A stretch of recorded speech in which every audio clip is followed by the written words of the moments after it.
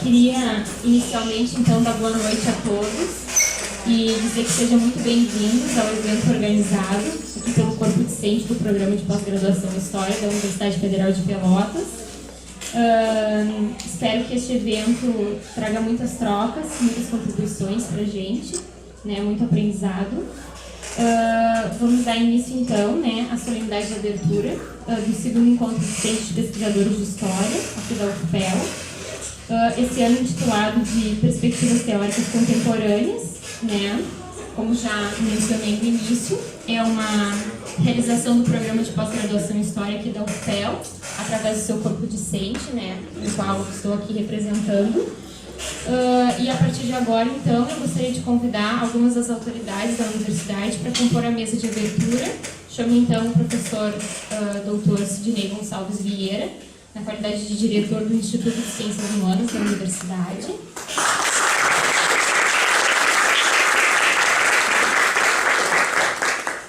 Também o professor Dr. Edgar Gandra, na qualidade de coordenadora adjunta do Programa de Pós-Graduação em História.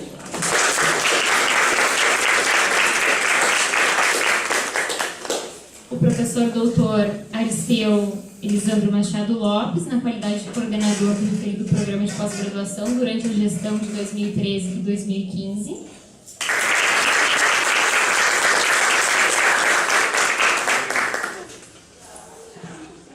A professora doutora Larissa Patrão Chaves, coordenadora adjunta do referido Programa de Pós-Graduação da mesma gestão de 2013 e 2015.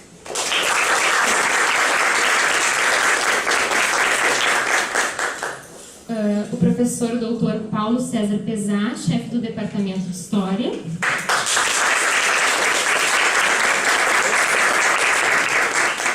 A professora doutora Elizabeth da Costa Leal, coordenadora do colegiado dos cursos de História.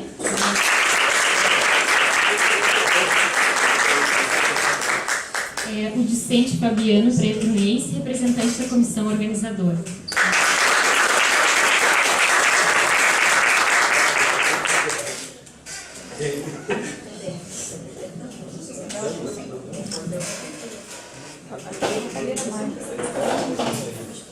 Acho que tá certo. Dança da cadeira. Então, boa noite a todos. Em nome da comissão organizadora do segundo encontro discente aqui do programa, eu gostaria de agradecer, né, primeiramente ao diretor do Instituto por ter disponibilizado as estadias para os conferencistas, né, ao programa, né, de pós-graduação em História por ter disponibilizado as passagens para os nossos conferencistas, né. Agradecer então aos inscritos, né, aos participantes e desejar então um ótimo e produtivo encontro a todos. Obrigado.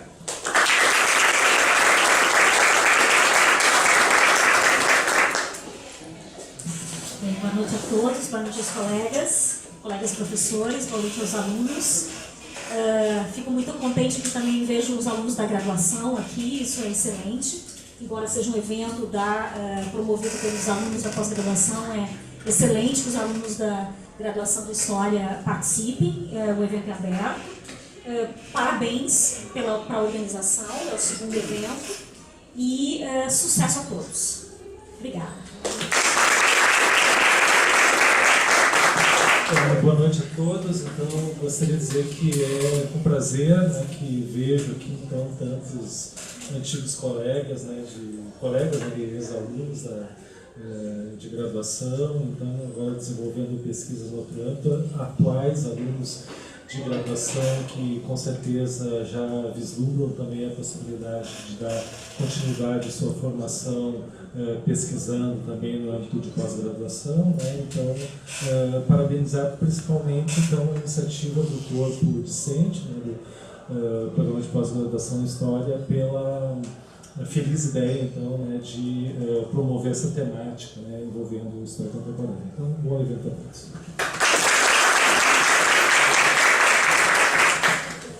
Na sequência também, na qualidade de diretor do Instituto de Ciências Humanas, é sempre uma satisfação participar da abertura de um evento Mas aqui mais ainda, né, porque é um evento organizado pelo corpo discente e é muito interessante ver quando há a preocupação dos discentes também em promover a sua própria qualificação através de eventos como esse. Então quero cumprimentar o Fabiano, a Ângela da organização e em nome deles cumprimentar todos os outros envolvidos, né, cumprimentar a coordenação, o Edgar aqui como coordenador adjunto, né, o professor Fábio Maestá, o Aristeu e a coordenação anterior, né, que também participou da organização desse evento, né, a Larissa, todos os demais, enfim, todos os envolvidos aqui, porque eu tenho certeza de que quando nós trazemos convidados, né, que representam as áreas que tem de ponta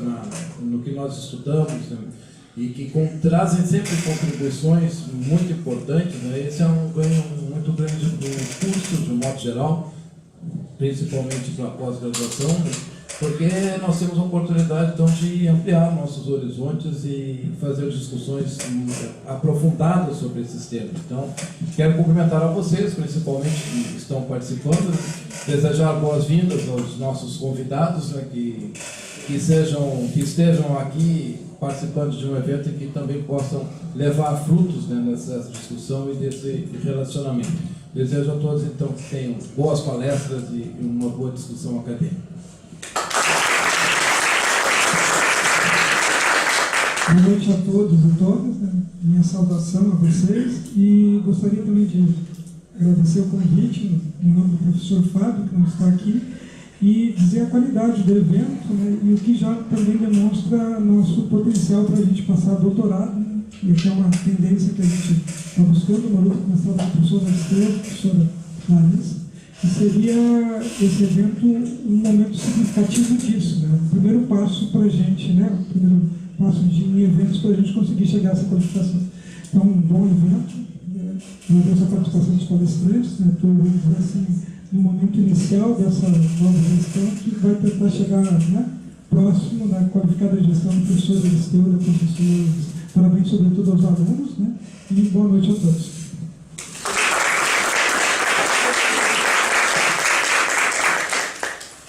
Boa noite a todos, boa noite aos colegas da mesa, aos alunos. Como ex-coordenador ou coordenador da gestão que encerrou em agosto, né, acho que eu vou falar um pouquinho mais com os colegas, enfim. Primeiro, a proposta do evento, ser o segundo evento, porque obviamente teve um primeiro, né? O primeiro foi realizado há 2 anos atrás e foi uma proposta da coordenação, da minha e da Larissa, que foi levada para o colegiado naquele momento, em 2013, que seria um evento para integrar a turma Me Ajuda 2012 com 2013, 2013 com 2014, não, 2012 2013. E aí teria uma sequência desse evento 2 anos depois, isso, que integraria então a turma 2014 com a turma 2015. Essa era a nossa proposta inicial. Quando começou então esse semestre, e aí, enfim, eu previ no calendário acadêmico o momento para realizar o evento, que a gente quer em setembro, né? E depois discutindo com alguns alunos, eles comentaram comigo a iniciativa deles, por interesse deles, de fazer um evento ampliado, né, que não ficasse apenas restrito aos nossos mestrandos, mas que também comportasse, né, que fosse possível que outros alunos de outros programas pudessem participar. E eu gostei muito da ideia e disse para eles, então a partir de agora o evento é de vocês. Né? E que bom que deu tudo certo, que está acontecendo, que está sendo aberto hoje. Acho que fica o compromisso aí para a turma 2015-2 e para a turma 2016 que vão entrar de dar a sequência daqui 2 anos, né, para o evento que deve ter a sua 3ª edição. Né? Então ele é o segundo evento, mas na verdade a proposta é maior. A proposta se ampliou para além, né, do programa de pós-graduação história da UFPEL, que está envolvendo outros alunos. Né? Outros 2 pontos importantes para se destacar, né, o programa, como disse o Edgar, nós temos a intenção de que o programa cresça a partir deste momento e para o futuro. Né? Nós já temos 39 citações defendidas e temos atualmente 40 alunos. Né? Em 2014 temos 20 alunos, em 2015 temos mais 20 alunos, contemplando aí as 2 turmas, a primeiro e a do segundo semestre. Né? Enfim, feito esse breve histórico, né, me resta parabenizar os alunos pela iniciativa, né? Ângela, Mário, Fabiano, Ricardo e todos os outros que colaboraram na organização do evento, né? E sucesso então para todos, que sejam dias proveitosos de discussões e, enfim, né, que os colegas possam aproveitar e também trocar experiências uns com os outros, né? E de fato que as turmas se integrem umas com as outras. Obrigado.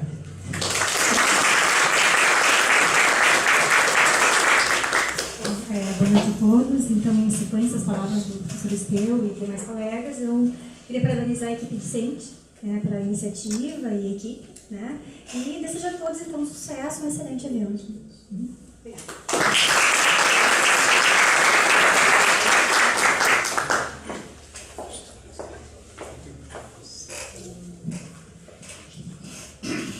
Agradecendo, então, toda a contribuição e o apoio para que o evento, então, se efetivasse, eu convido as autoridades, então, para nos fazer a mesa.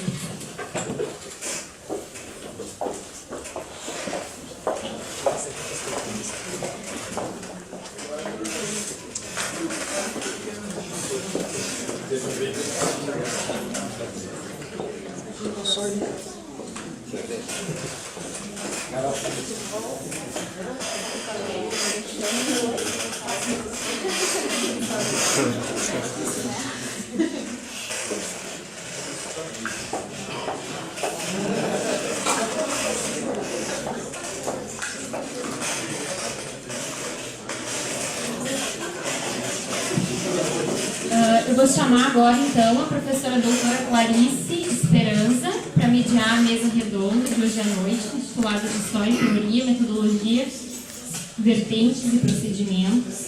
Né? Falar brevemente sobre a professora Clarice. Ela é professora e pesquisadora do Programa de Pós-Graduação em História, aqui da UFPEL, com bolsa de pós-doutorado FAPESC-CAPES. Ela é mestre e doutora em História pelo Programa de Pós-Graduação em História da Universidade Federal do Rio Grande do Sul, com graduação em Comunicação Social e Jornalismo pela mesma universidade. Ela é vice-coordenadora da seção Rio Grande do Sul do GT Mundos do Trabalho, da AMPU, e ela publicou diversos artigos sobre identidade e memória dos trabalhadores, sobre o uso da lei por patrões e empregados em conflitos trabalhistas e sobre a utilização de processos da Justiça do Trabalho como fonte histórica. Para compor a mesa, então, né, chamo os palestrantes professora doutora Caroline Kessler Barcelos Dias,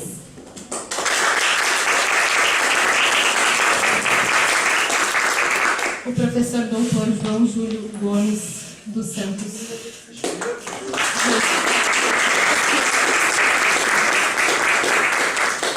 e o professor doutor Alexandre Karlsburg.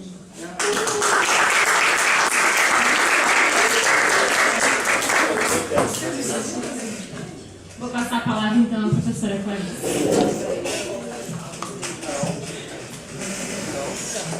Boa noite a todos. Eu agradeço o convite dos organizadores do encontro. Né? Já me junto aos professores que compuseram a mesa de abertura para felicitar aos organizadores pelo evento, pela iniciativa, pela organização. Né? E, bom, uma pequena correção em relação ao meu currículo, que eu acho que é culpa minha, porque deve estar muito equívoco. Eu não sou mais vice-coordenadora do GT Mundo do Trabalho. Quem é agora a atual gestão é o Nauber Gades, que é a Melina Bersato. Eu fui vice na época do Jorge, mas enfim, esse é um pequeno detalhe. O resto estava tudo corretinho. Então, nós vamos dar início logo agora, em seguida, a mesa redonda História e Teoria, Metodologia, Vertentes e Procedimentos, com os professores Carolina Kessler Barcelos Dias, João Júlio Gomes dos Santos Júnior e Alexandre de Oliveira Casbo. Nós vamos obedecer a seguinte sistemática. Né? Cada participante aqui da mesa vai ter 30 minutos para falar. Né? Aos 20 minutos, Carolina pediu, eu vou avisar que faltam, né? E depois, quando estiver finalizando, faltando 2 minutos, 1 minuto, eu mando novamente um recado, né, para a pessoa calar-se. E, enfim, ao final, acho que a gente pode abrir para discussões, críticas, dúvidas, discordâncias, enfim. Certo? Eu vou seguir, então, a ordem que me foi dada pelo próprio cartaz, né, do evento.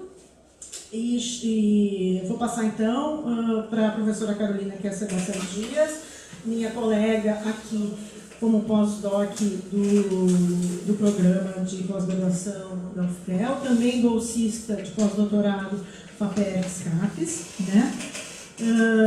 Vou dar algumas pequenas credenciais da professora Carol. Ela tem graduação em História pela Universidade Estadual Paulista Júlio Mesquita Filho, Unesp, tem mestrado em Arqueologia pela USP, doutorado em Arqueologia também pela USP e pós-doutorado em Arqueologia pelo Museu de Arqueologia e Etnologia da Universidade de São Paulo. Atualmente ela é coordenadora e pesquisadora associada do Laboratório de Estudos sobre Cerâmica Antiga, LECA, né, da UFPEL, e, como eu falei, bolsista, então, do programa de pós-graduação. A professora Carolina vai nos falar sobre das letras e das coisas, cultura material, espaço e literatura na construção do conhecimento histórico.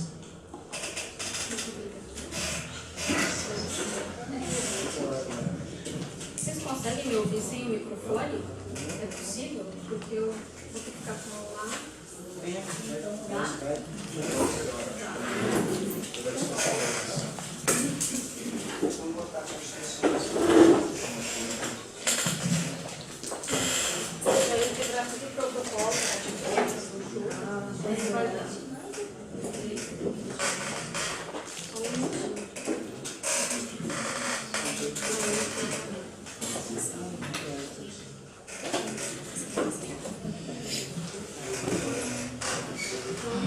Boa noite a todos. Eu agradeço, então, o convite pela organização do evento do encontro, né,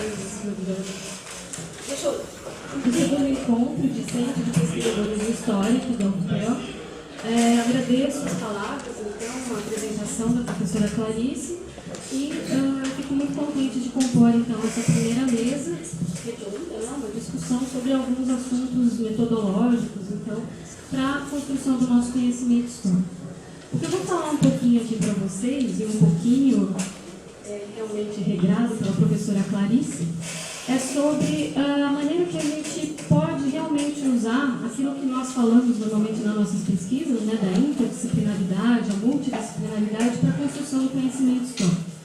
Então, o que eu trago para vocês hoje são algumas considerações sobre organização de oficina cerâmica em Atenas no século VI. Então, né, a gente vai voltar bastante no tempo, no espaço, para tratarmos de algumas questões assim, que é a cultura material, a arqueologia, o uso da paisagem, entender todos esses tipos de documentos, junto com algumas coisinhas escritas que nós temos sobre esse período, para entender um pouco o que é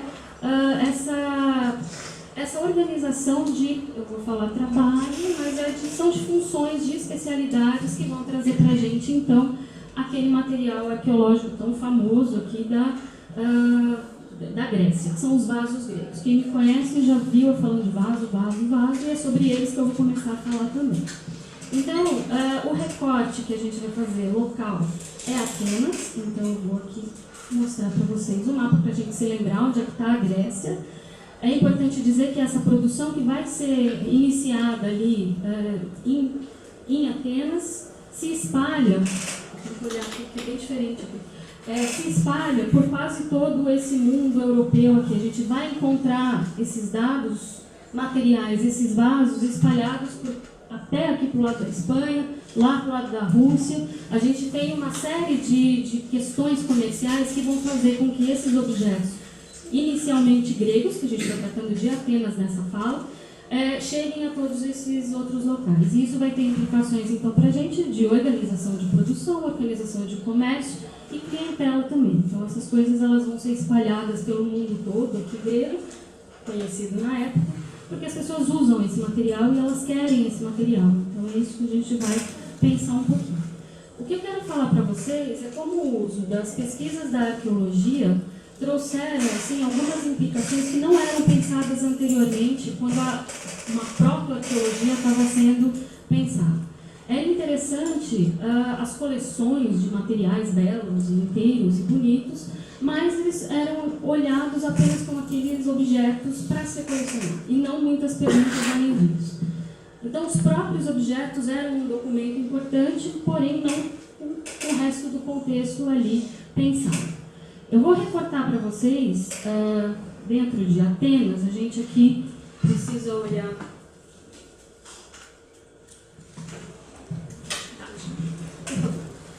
Aqui a gente vê ali a Acrópole, a gente está vendo aqui a Ágora. A Acrópole, aí todo mundo se localiza mais ou menos, né? Pensando em Atenas, na Acrópole.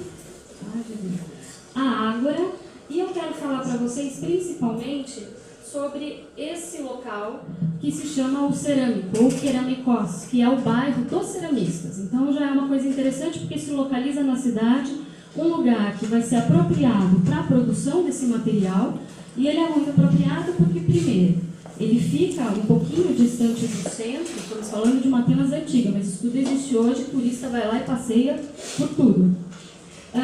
Ele vai ser localizado, acredito, tá?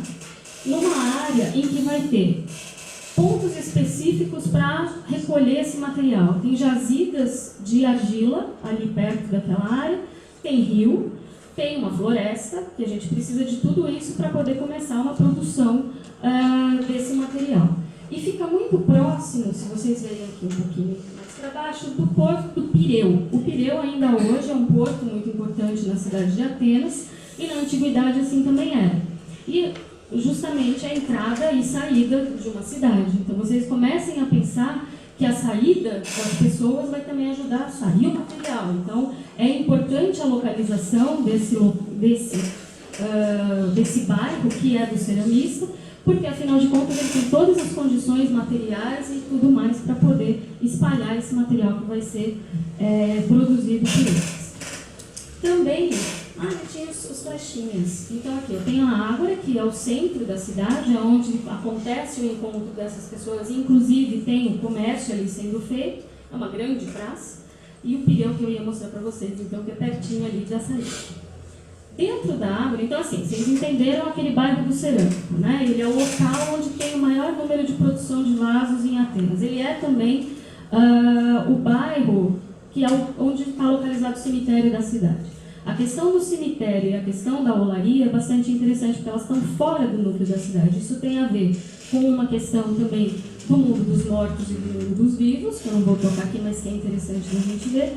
E essa distância da cidade tem uma parte prática também. Em Atenas, os enterramentos, eles não são inumações, as pessoas não são enterradas inteiras, elas são cremadas. Então imaginem vocês o fumacê que não deve ser quando você vai cremar esse monte de morto, que vai ser enterrado nesse cemitério. E uma olaria tem fornos, também vive com o fogo ali sendo aceso e aquela fumaça toda. Então é interessante até mesmo do aspecto local essas oficinas estarem fora do centrão, onde as pessoas convivem mais naturalmente, vamos dizer. Aqui nessa região onde está a bolinha vermelha, que é a Ágora, houve algumas escavações que trouxeram algumas novas informações sobre esse contexto de produção, que é um dos contextos mais complicados assim da gente ver, porque a arqueologia não se importou por muito tempo em procurar os locais de produção. Eles procuravam os vasos. Achava o vaso em tumba, achava o vaso em santuário, mas a própria produção não era muito vista. Mas imagina, com a quantidade de material que a gente tem, então a gente devia ter grandes centros produtores, é claro. E numa das escavações da Ágora, que como eu disse para vocês, é um local de encontro, tem habitações e lojas, existe um movimento, foi encontrado ao lado de uma edificação que é essa redondinha aqui, que é um tolos, é uma edificação, imagine um coreto. é uma edificação circular, toda colunada, foi encontrado um forno. E está marcado lá, forninho. E esse forno, então, ele foi escavado, que não dá para entender muito bem o que é, né? A gente tem a planta baixa do forno, aqui, circular, com um pedacinho da chaminé, e aqui é o perfil dele. Foi isso que a gente encontrou, porque a gente não encontra forno inteiro, como, né, vocês sabem, tudo cai, parede cai, tijolo cai.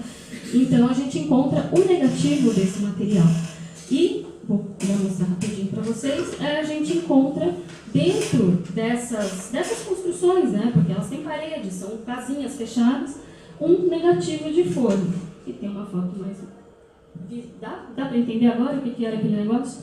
Então, ele tem essa estrutura que é o que sobra para a gente na arqueologia.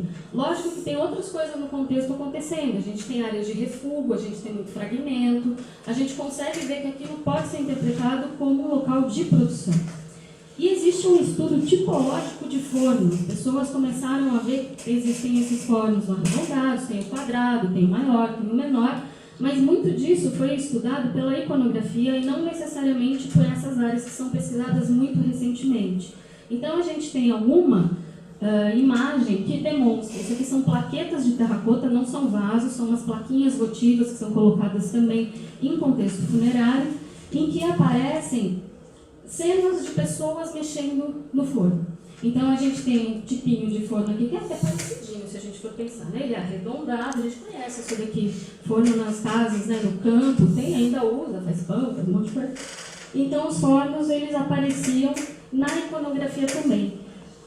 Aqui tem uma colorida, mais ou menos assim, que a gente vê as plaquetas, essas plaquetas de terracota. E mais uma, assim. E a gente está vendo que tem um cara nessas imagens. O forno está acompanhado. Então, a gente tem uma pessoa que vai se especializar em controlar esse fogo. Porque, para se queimar esse material, precisa se saber exatamente a temperatura, o momento que tem que abrir, que tem que fechar as portinhas para entrar mais oxigênio, sair, gás carbônico e assim por diante. Então, isso já é uma especialização. E uma especialização dos ofícios dentro de molaria que não importava muito anteriormente. O que a gente queria saber sempre era quem pintou e quem fez o vaso. Mas o resto disso tudo não era muito falado. Para vocês terem uma ideia de alguma coisa que sobrou, eu mostro para vocês um forninho, de micro-ondas praticamente. Ele é pequenininho, isso aqui. E ele está descontextualizado. Esse forno eu encontrei no quintal do museu. Ele estava lá fora, ele não estava dentro da exposição, totalmente assim, sem informações, mas dá para a gente ter um pouco ideia da construção e de como eles eram feitos, de argamassa mesmo, de tijolos, de barro. E ele dá uma ideia, então, de todas aquelas partes que a gente viu naquele desenho, naquela planta, que a gente viu mais ou menos no negativo, mas também a parte de cima, que é uma coisa que não aparece, que na iconografia não mostra, que tem todos esses buraquinhos que é justamente a área de ventilação, que eles vão fechar ou abrir para poder controlar a temperatura e a entrada e saída dos gases lá que eles precisavam para fazer, então, a queima perfeita desse vaso. E isso é muito interessante porque está super descontextualizado, ele está no museu que nem é em Atenas, é em Erétria, e não diz de onde ele veio. Então, às vezes, a gente tem um pouco desses problemas. A gente tem um quebra-cabeça danado de fontes e, às vezes, a gente não sabe ainda onde elas vieram. Mas é interessante a gente pensar, pelo menos como um modelo, para a gente entender, na hora que você vai escavar, o que você pode encontrar, não é meramente ilustrativo. A gente não gosta dessa coisa, né? Mas é para vocês terem uma ideia. Porém, está acontecendo uma coisa incrível desde 2010, que é uma equipe alemã que teve a grande sorte da vida de achar, numa das suas escavações, um grande centro de produção de cerâmica, a maior olaria encontrada até hoje em contexto, que não é na Grécia também, é na Sicília. Mas isso é importante porque a Magna Grécia, né, o sul da Itália e a Sicília, são grandes pontos também de produção de cerâmica de tradição grega. Os gregos iam para lá nos momentos de colonização, começavam a fazer a sua produção lá, se instalavam oficinas e essa tradição ela continua por muito tempo. E é uma coisa incrível isso daqui, porque isso aqui é um fornão enorme, de 5 metros de diâmetro, ele é imenso. E nesse contexto dessa escavação foram encontrados mais de 80 fornos. Então a gente já começa a pensar aí o quanto de produção essa olaria não estaria fazendo, né? E o quanto de gente envolvida em tudo isso. E aí aqui uma imagem um pouco maior desse contexto todo preservado, que é algo que a gente não tem. Vai virar o vaso no final. Com isso tudo, eu não sei se está dando para entender, eu quero ser meio breve, porque eu fico querendo falar muito, mas para entender que tudo isso demanda mão de obra. E essa mão de obra é muito grande. A gente precisa daquele cara que vai cortar a árvore, que vai fazer o carvão, que vai mexer no barro, que vai amassar o barro, para depois a gente chegar lá no oleiro e no pintor, que por muito tempo foi a grande questão do trabalho com a cerâmica. Bem, essa questão contextual é muito nova mesmo, né? O que a gente sabe foi compilado nos anos 2000 por uma autora em um livro. Então era muito pouco documento que a gente tinha das produções. A gente tem escavações de vários contextos, mas dessas aqui não. Então essa grande olaria na Sicília acho que vai mudar muita coisa do que a gente conhece, principalmente por meio de iconografia. E é o que eu vou falar para vocês agora. Os próprios vasos, então, é que traziam as informações sobre essa organização e sobre esse ofício do oleiro e do pintor. Então, mostrando para vocês alguns dos vasos mesmo, e que eles têm neles a própria imagem do trabalho, então, feito naquela oficina. Então, a gente vai ter aqui uma sequência de homens trabalhando junto com a argila, mexendo com o próprio vaso, alguns aqui já mexendo numa parte mais finalizada do vaso. Uma imagem melhorzinha para vocês. Aqui é o mesmo vaso, aquele era um desenho, ele está todo, na verdade ele foi remontado, vocês viram lá que estava faltando um monte de pedaços, tem algumas partes aqui que foram até recoloridas depois, né, na questão da conservação e no restauro depois. Mas isso daqui estaria representando, segundo as interpretações e o que a gente conhece pela etnoarqueologia, de observar olarias modernas, como elas tratam o barro ainda hoje, um pedaço do trabalho que consiste de amassar a argila, de amalgamar todo aquele material para ela se tornar maleável. Então, seria mais ou menos um mocinho em cima de um monte de barro pisoteado. Então, ele estaria fazendo esse movimento para misturar bem essa argila. E aqui também. Por muito tempo, a iconografia interpretou isso aqui como grandes cestarias, mas não teria muito a ver quando a gente vê o trabalho que pode ser feito com a argila, porque esse cestão está lá e eles mexendo no cesto. Na verdade, a interpretação melhor aceita é que seja realmente o trabalho com a argila. Em outros vasos, são representados outros momentos do trabalho com essa argila. Então, a gente tem aqui o torno, que é um objeto que a gente não encontra. Normalmente, o torno é feito de madeira. Madeira é um material que não se preserva muito bem. Então, a gente acaba não tendo exemplos dos tornos. Tornos? Ah, não sei. Tornos. Tornos e fornos, certo? Ai, Jesus. Tornos. Os tornos. Então, a gente não tem muitos exemplos porque eles acabam sumindo do registro arqueológico. Mas a iconografia mostra pra gente. E, pela iconografia, a gente já tem duas outras informações interessantes e que se repetem muito. Não é um único vaso, são vários outros. Mas vocês estão vendo aqui que tem esse senhorzinho e um mocinho. E eu digo isso porque é uma convenção na iconografia. Homens barbados normalmente são homens adultos. E os meninos imberbes, eles são jovens. E aí, na interpretação, há uma ideia, então, de que ele já seria um artesão mais experiente, portanto, ele pode trabalhar no torno, porque ele sabe. Se alguém aqui algum dia já tentou girar um vaso no torno, não é uma coisa fácil. Fazendo brincadeira de sempre, quem assistiu Ghost sabe muito bem que mexeu no negócio errado, aquilo lá não presta mais. Mas vocês imaginem que isso é uma produção muito grande, não dá para ficar brincando no torno, tem que saber fazer. E aí, os meninos, os mais jovens, estariam ali auxiliando. Não é um torno elétrico, né? Então, é um torno que a pessoa fica lá girando. Tem que ter um controle muito certo dessa velocidade. E foi interpretado muito em relação ainda à época da história da arte, de entender como escolas, como mestres e aprendizes. Então, esses meninos mais novos seriam aprendizes e que, posteriormente, eles se transformariam em bons oleiros e bons artesãos. Isso é interessante, então, da gente ver que a própria iconografia, né, os próprios pintores, os próprios artesãos, eles se preocuparam em se registrar de uma maneira iconográfica também, então o seu ofício aparece. Mais algumas outras funções. Já deu 2 minutos?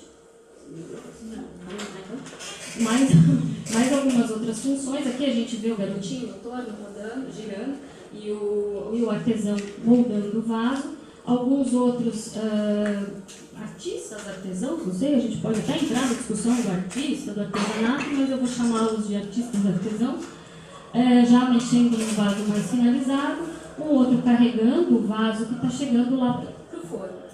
E dentro dessa imagem também tem mais uma outra informação que a gente pode interpretar com a questão dos ofícios dentro de uma oficina.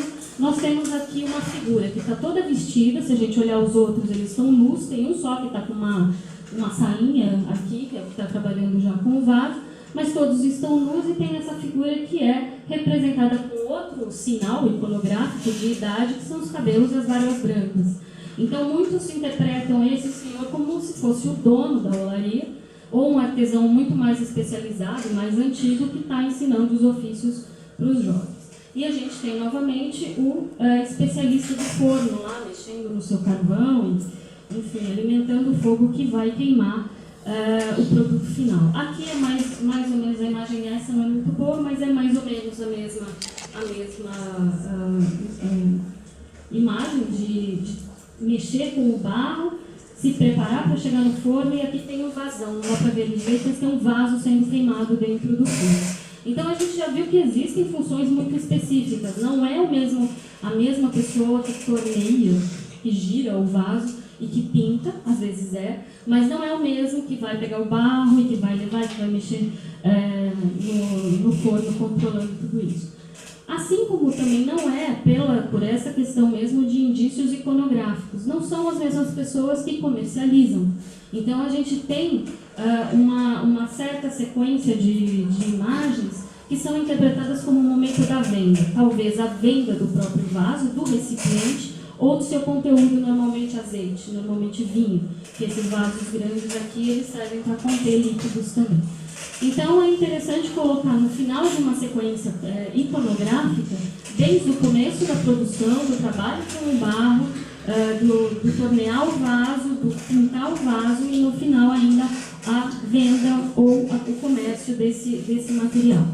E isso é bastante interessante porque isso foi meio negligenciado por um bom tempo. Na verdade, é mais interessante olhar a iconografia, a mitologia, o que aparecia naquilo, e um pouco menos os indícios que os próprios produtores daquele material, então, estavam indicando. Além disso, além da própria representação, existe uma questão interessante que foi muito usada nos estudos, que são as inscrições. Alguns artistas, eles se identificam. Eles usam uma fórmula que diz, eu fiz, eu pintei. E isso é muito raro também, uma quantidade muito pequena de vasos que tem esse tipo de inscrição, que daí a gente pode entrar até numa discussão de se eles são ou não letrados, afinal de contas. Né? Se a gente está falando de artesanato, enfim, né? Será que eles sabem escrever? Mas eles usam uma formulazinha, então, esse aqui o nome dele é Nearco, e diz o Nearco, na verdade é mais bonitinho ainda, porque é o vaso que fala, o Nearco me pintou. Então não é o Nearco fez assim, não, o vaso eu fui feito por ele, né? E isso é bastante interessante, assim, é uma fórmula muito debatida nos estudos da cerâmica. Se esse Epoiesen me fez e o Egrafsen me pintou realmente querem dizer essas duas funções, o oleiro e o pintor, então quem faz é o oleiro, quem pinta é o pintor.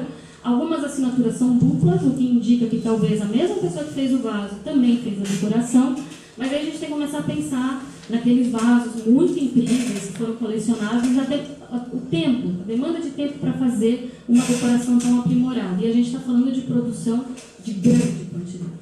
Bem, indo. Epigrafia, então, que é um pouco essas inscrições, a gente entra no campo da epigrafia, né, das inscrições sobre o objeto, e isso para tentar entender se esses oleiros eles têm ou não esse status social, se eles realmente vão ser considerados só os artesãos lá que fazem o produto para todo mundo, ou se eles têm alguma proeminência na sociedade. O que a gente sabe de algumas estátuas de bronze e de mármore encontradas em templos como dedicatória é que alguns pintores tinham dinheiro para mandar fazer essas estátuas de bronze e mármore, que são materiais muito, muito caros. Então a gente tem aqui o primeiro exemplo, aquele que assinou o vaso anterior. O Nearco, ele devia ser realmente uma pessoa muito proeminente, porque ele mandou fazer uma estátua para ser dedicada no templo da deusa. Então, um cara que tem o poder aquisitivo, posso falar isso? Sei lá, que tem verba para fazer uma dedicação com um material tão caro, talvez seja então o tal do dono da olaria, ou então, né? E ele é uma coisa muito importante que para Atenas vai fazer uma diferença muito grande, ele é cidadão. Então, há uma diferença muito grande da gente entender esses artesãos como cidadãos, e cidadão dentro daquela sociedade tem um peso muito maior do que aqueles que não são. E essas assinaturas interessantes ainda começam a trazer outras informações para a gente, desses cidadãos, daqueles que são estrangeiros e daqueles que não fazem absolutamente parte dessa comunidade que está se organizando em torno dessa democracia. A gente tem alguns nomes que aparecem nas assinaturas que indicam até a proveniência.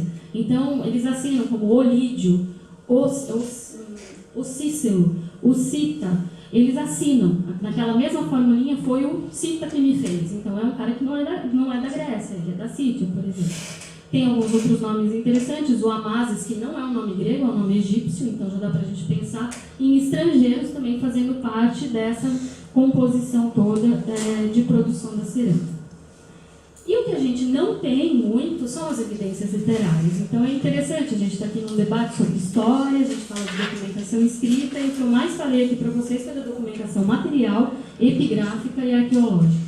A gente tem pouquíssima citação em obras literárias desse ofício. Os artesãos eles não aparecem, porque o artesão é uma arte menor, né? Ele faz coisas menores, ele faz coisas do cotidiano. Ele não é um grande escultor, ele não é um arquiteto e muito menos um pintor de paredes incrível. Ele é só um cara que mexe com barro.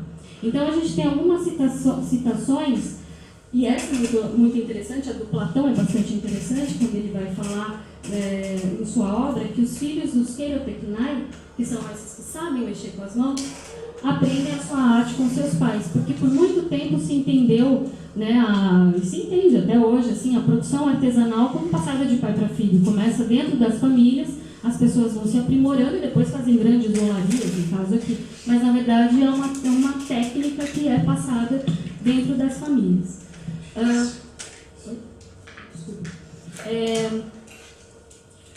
Aí a gente tem alguma outra citação que diz, então, que alguns oleiros eles eram cidadãos e eles tinham honrarias ali, eles participam ativamente da sociedade.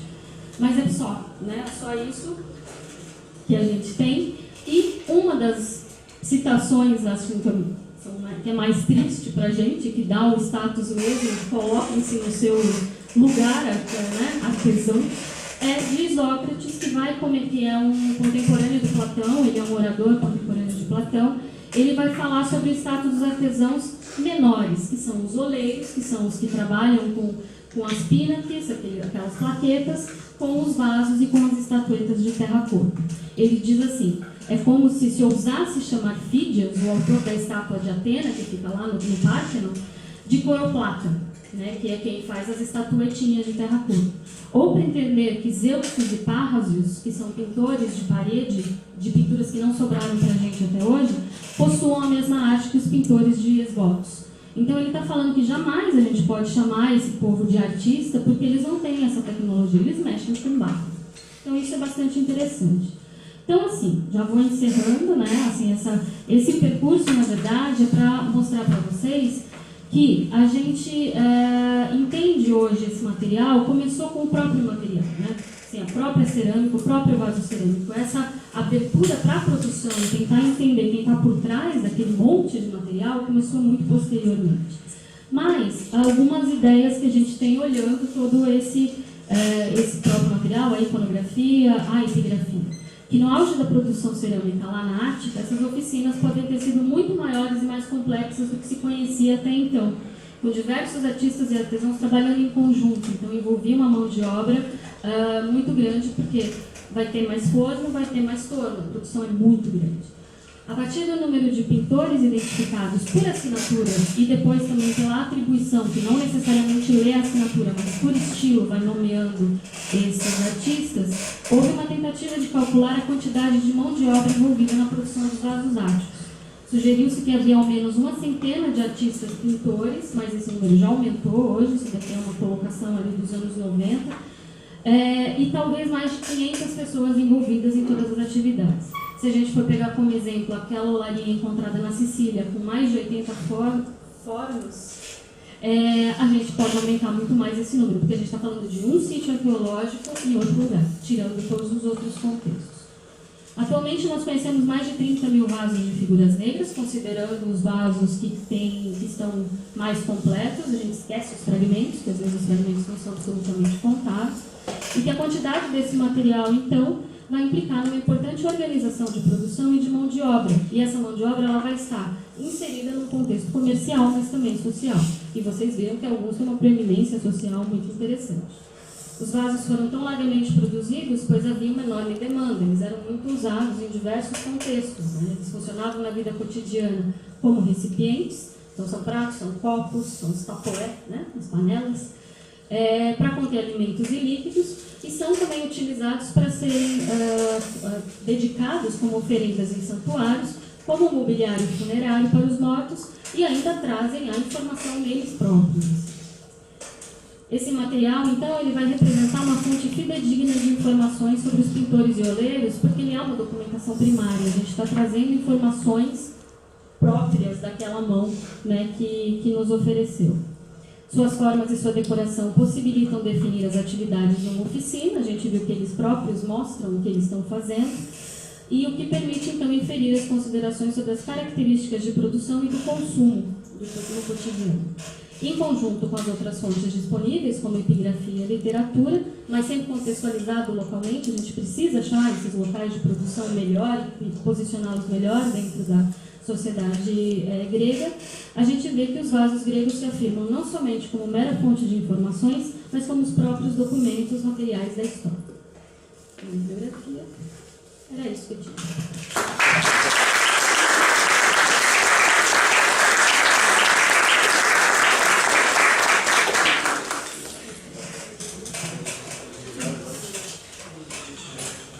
Muito obrigada, professora Carol. Eu passo já o nome de logo para o professor João na história. O professor João Júlio vai nos falar sobre a história global e perspectiva historiográfica. Obrigado, Clarice. Obrigado a todos. Gostaria também agradecer toda a comissão organizadora pelo convite. Uma grande satisfação estar aqui falando para um público maior do que o habitual, né, das nossas aulas. Então, é sempre uma satisfação. Queria agradecer também a presença dos colegas todos.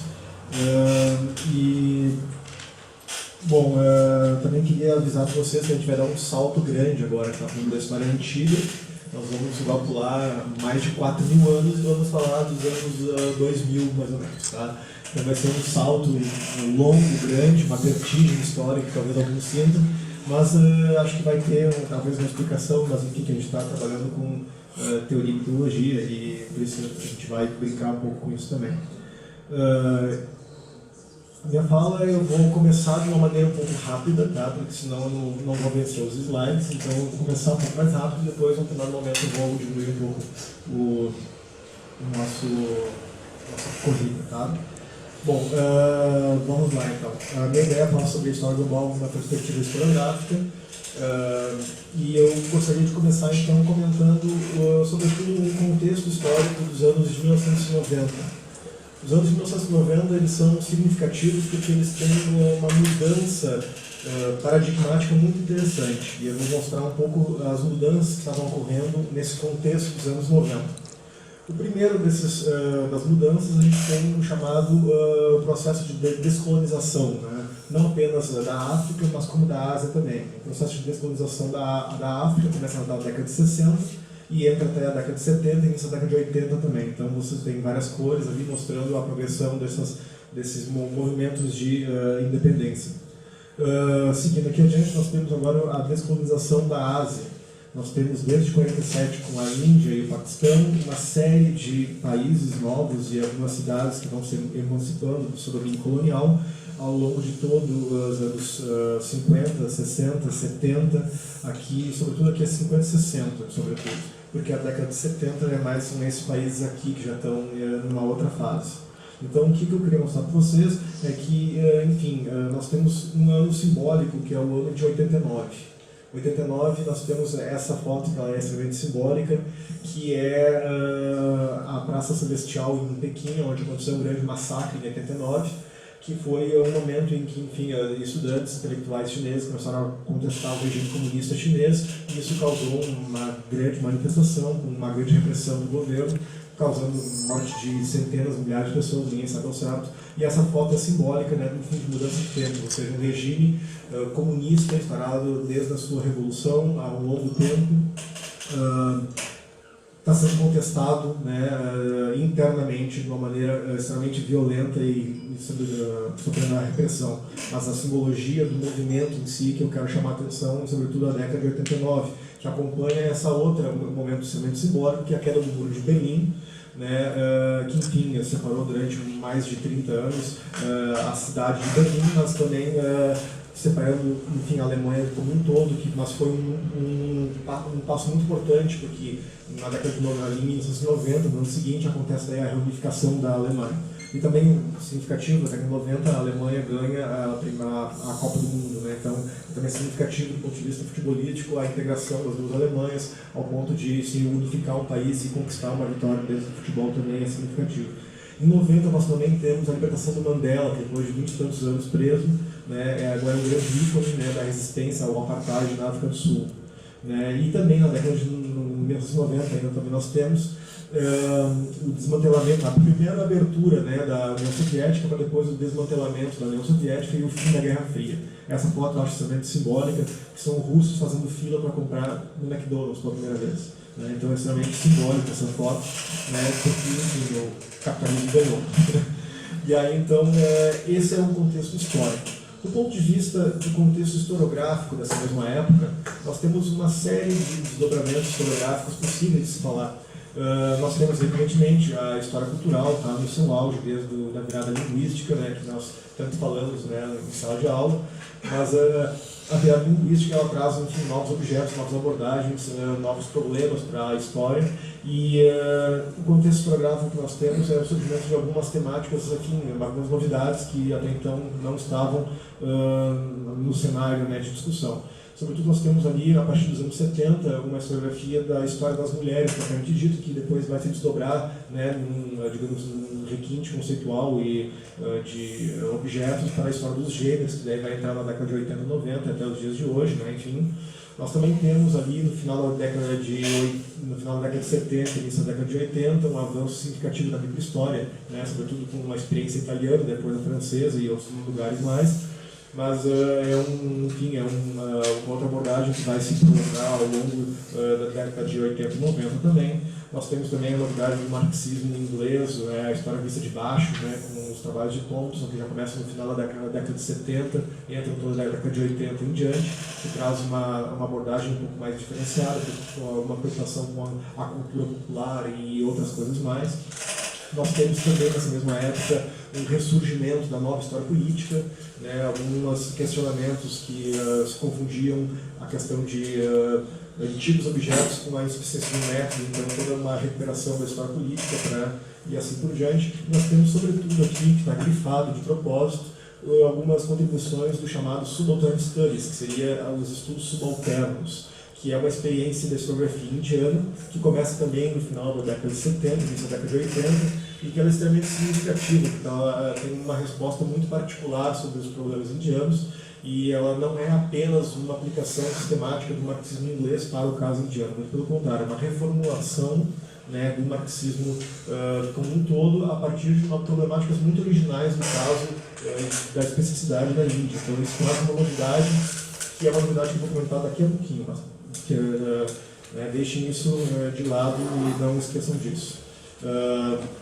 Enfim, nos anos 90, então, nós temos algumas interpretações que destoam de uma maneira muito gritante das demais e que nos mostram um cenário tanto quanto preocupante. Uma delas, por exemplo, é do Fukuyama 92, com aquele clássico artigo que depois virou livro, O Fim da História. Né?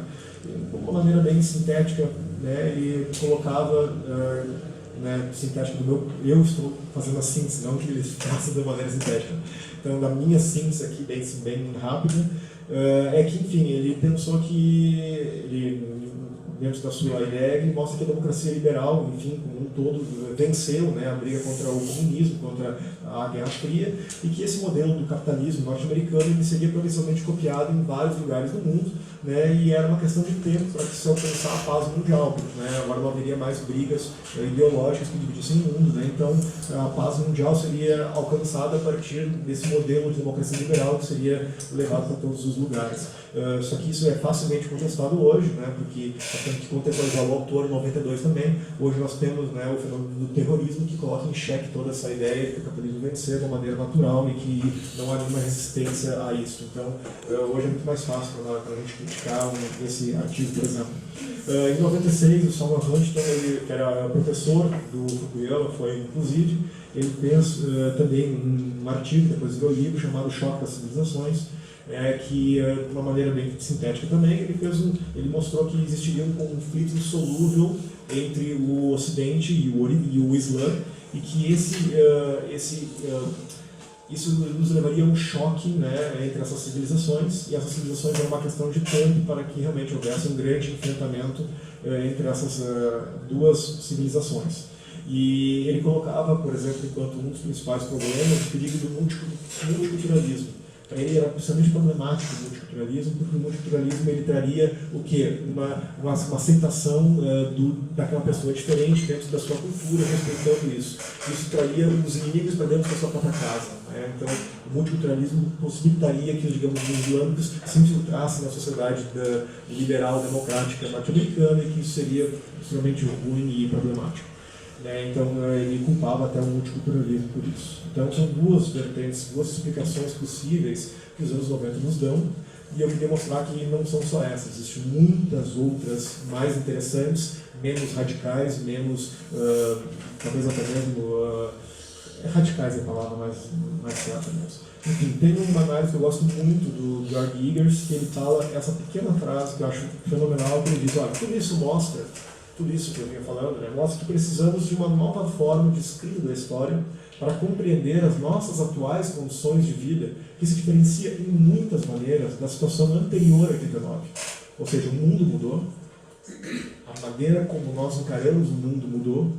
É preciso que também nós, enquanto historiadores, repensemos as nossas práticas e metodologias para dar conta da realidade que surgiu desde 89. Essa que é a grande questão. Tá? Então, agora eu vou passar para a parte um pouco mais calma, né? Eu agora posso respirar um pouco, quanto tempo eu tenho ainda, só para... Tem bastante. Tá? Ótimo, era mais ou menos isso que eu queria mesmo. Mas, enfim, eu gostaria de falar de algumas características então, historiográficas que cresceram, que nasceram junto com esse contexto histórico e historiográfico que eu vinha falando antes, e que possui algumas características que eu vou mostrar para vocês aqui agora rapidamente, e depois eu vou entrar talvez um pouco mais devagar em cada uma desses conceitos e tendências propriamente ditos.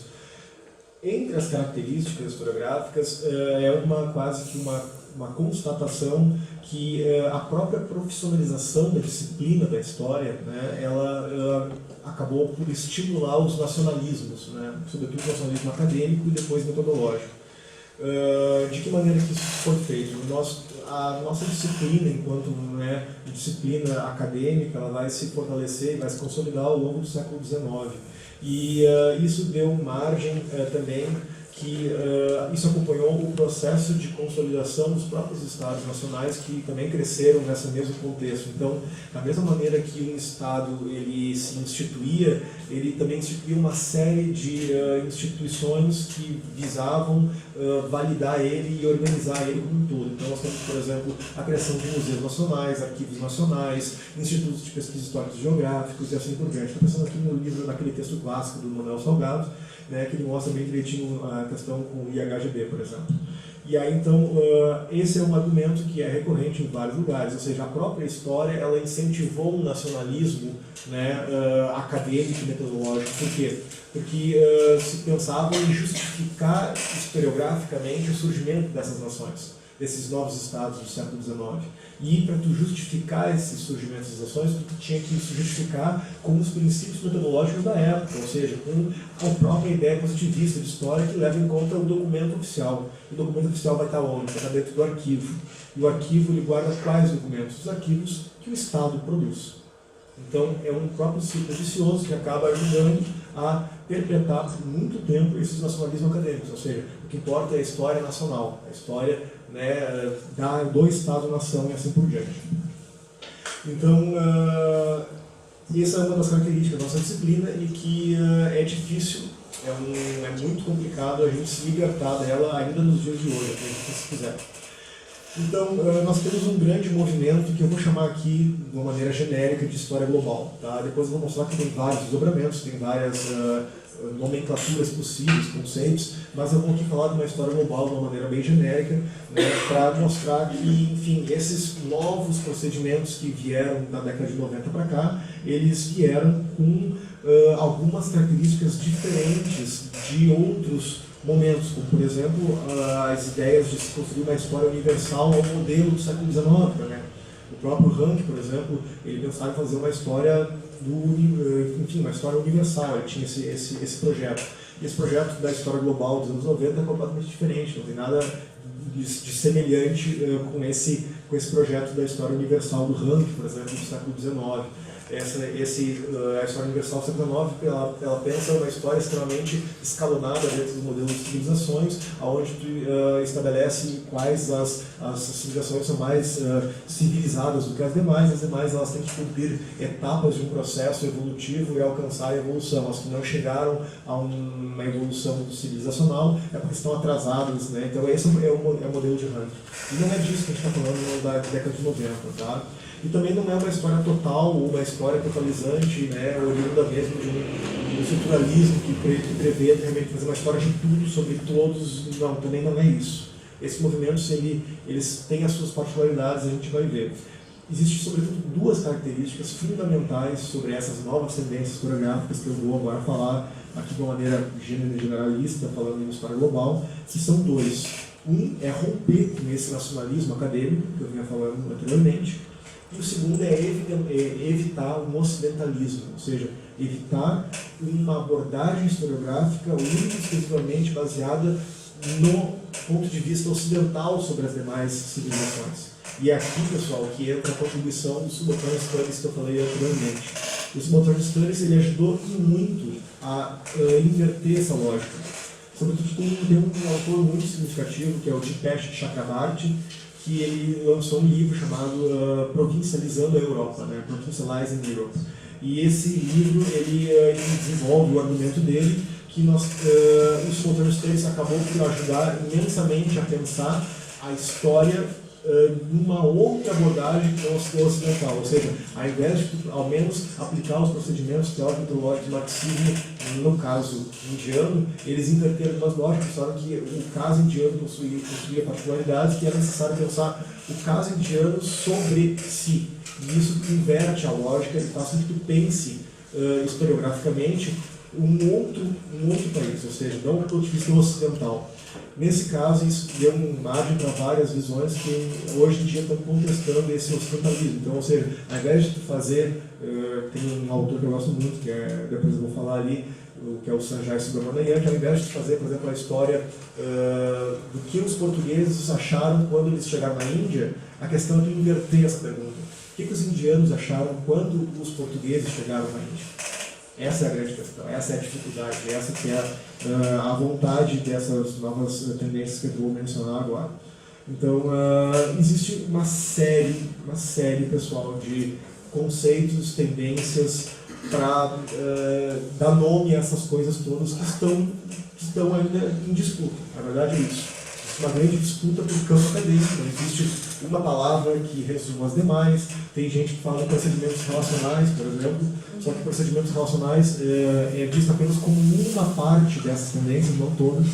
Então é extremamente complicado, é difícil, tá? Eu vou talvez confundir bastante aqueles que não estão acostumados com essa nomenclatura, talvez os que estão fazendo a disciplina já estejam um pouco mais acostumados, mas para quem está vindo a primeira vez é bastante novidade mesmo. Aqui vou falar de uma série de novas tendências e nomenclaturas que vocês vão ver que existem várias, digamos, vontades de inverter essas lógicas do eurocentrismo e do nacionalismo metodológico. Mas as respostas que são dadas a isso, elas são extremamente difusas e elas estão disputando no campo acadêmico. Não tem como definir de uma maneira melhor. Talvez algumas delas, daqui a alguns anos, venham a se consolidar enquanto a mais usada ou a mais certa. Talvez outras só realmente entrem para a história da historiografia enquanto alguma tendência que surgiu, mas no momento é muito difícil dizer isso porque é um debate que está acontecendo, tá, pessoal?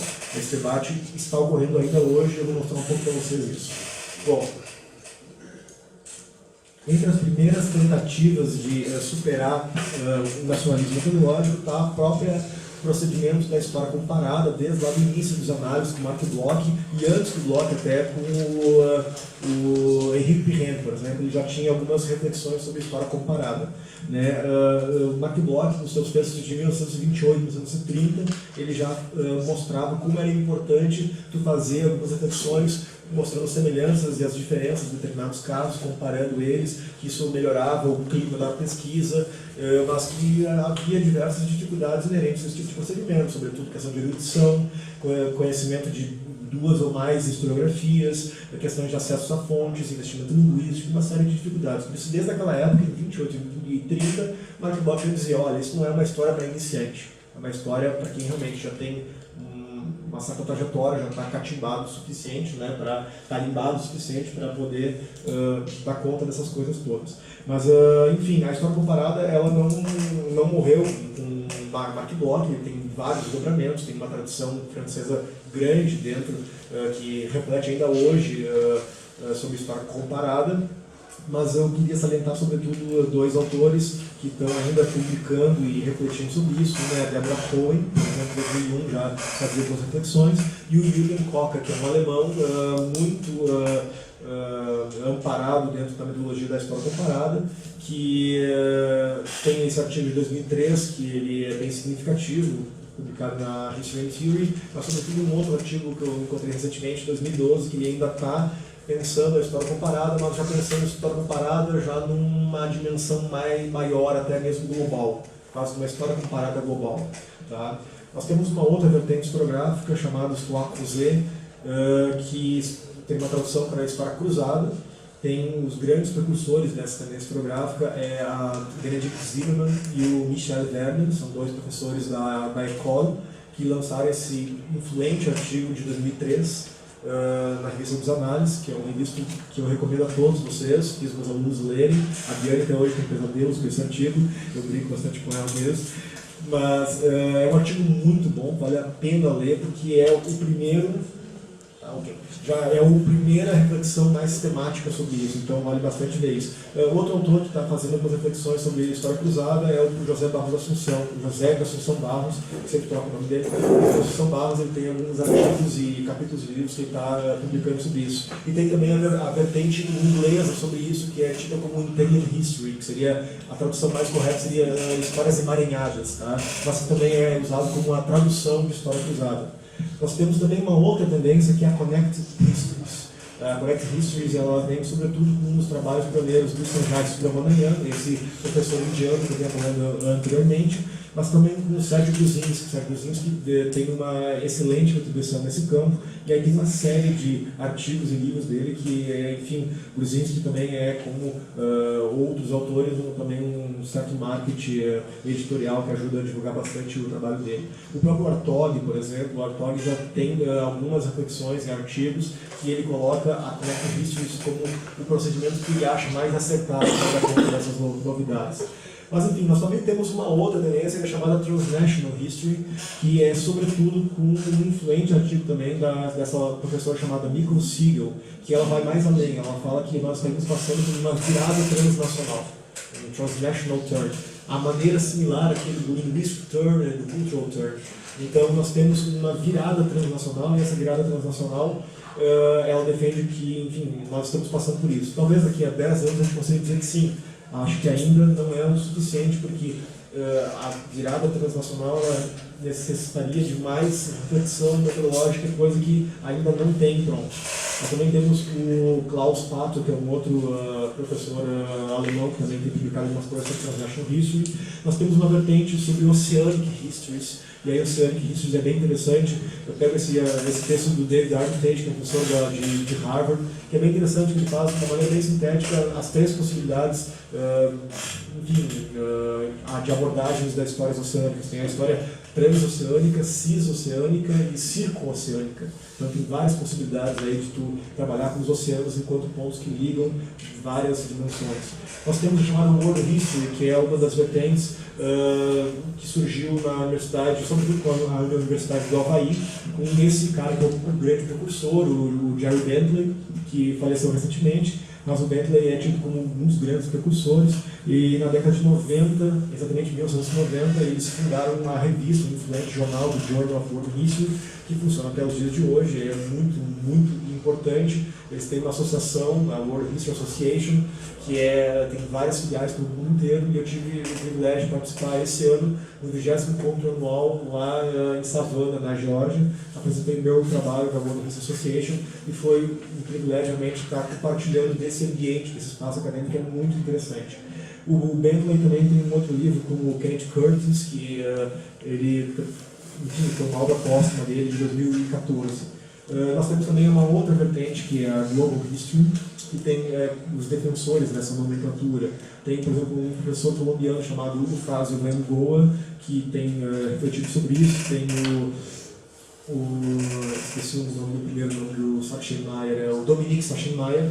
E o Dominique Sachsenmeier tem uma interessante visão também de história global, que ele faz a partir de uma comparação historiográfica da China, da Alemanha e dos Estados Unidos, e faz uma dimensão da historiografia global e como que a historiografia global influencia as historiografias locais. É bem interessante.